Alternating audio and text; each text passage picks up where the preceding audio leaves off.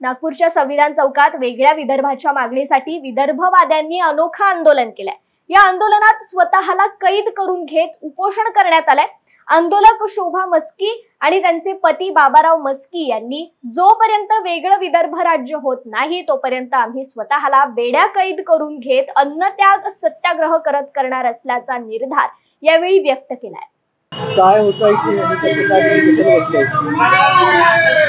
दिनांक 10 पासून आम्ही या आंदोलनाला बसलो होतो। आज 15 ऑगस्ट आहे। आपला देश स्वतंत्र झाला नाही, आपल्याला स्वातंत्र्य मिळालंच नाही, म्हणून आम्ही विदर्भवादी आमचा विदर्भाला वेगळं करून दिलेलं नाही। पश्चिम महाराष्ट्राने खूप अन्याय केलेला आहे आमच्या विदर्भावरती। आमची विदर्भ जनता या वेळीत जखडलेली आहे आणि या पिंजऱ्यात जखडलेली आहे। याला आझाद करण्यासाठी आम्ही आमचा विदर्भ राज्य झाला पाहिजे ही आमची मागणी आहे।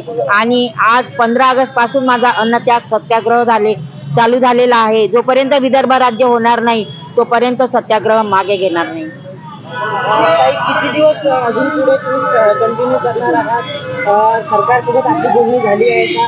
सरकारने काही सांगितलं की तुमच्या विदर्भ होण्यासाठी काही करेल म्हणून?